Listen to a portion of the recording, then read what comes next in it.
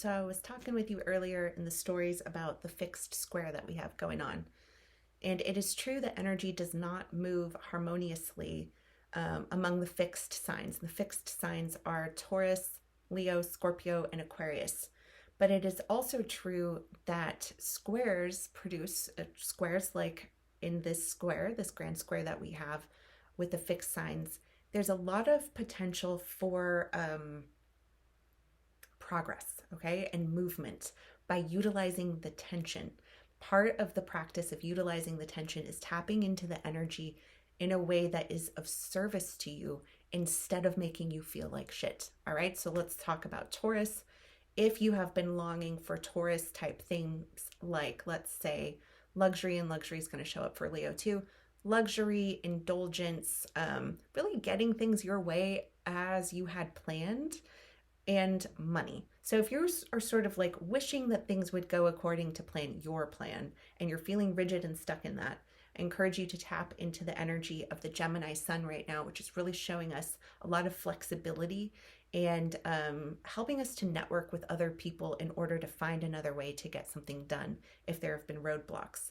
If you are struggling to get the bag and you're sort of stuck there and yearning for it, here's an opportunity to take stock of what you already do have.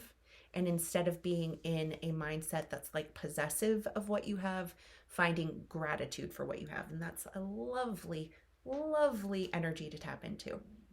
Moving on to Leo. Luxury, I mentioned earlier, is also a Leo theme. Now, something that can take place that is challenging between these two signs is that Leo might be spending Taurus's bag to try to get to the luxury. And Taurus does want that luxury, but feels very unstable and insecure if there's not enough resources to cover the basics. Whereas Leo is not necessarily concerned with covering the basics. And that's some of the tension there. So with regard to indulging in Leo type energy, instead of using money to get to some of that juicy Leo stuff, you might try standing in front of a group of people and expressing yourself creatively, letting yourself perform and shine.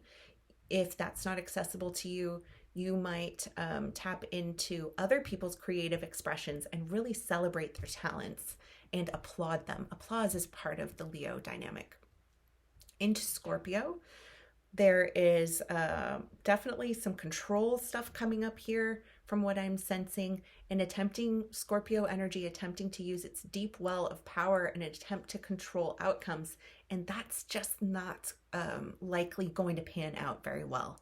So making an adjustment here to come into contact with your own experience of your personal life force energy and connecting with yourself as a sovereign being who has access to power regardless of whether or not they can control what's happening in their environment, and really being aware of other people's sovereignty as well.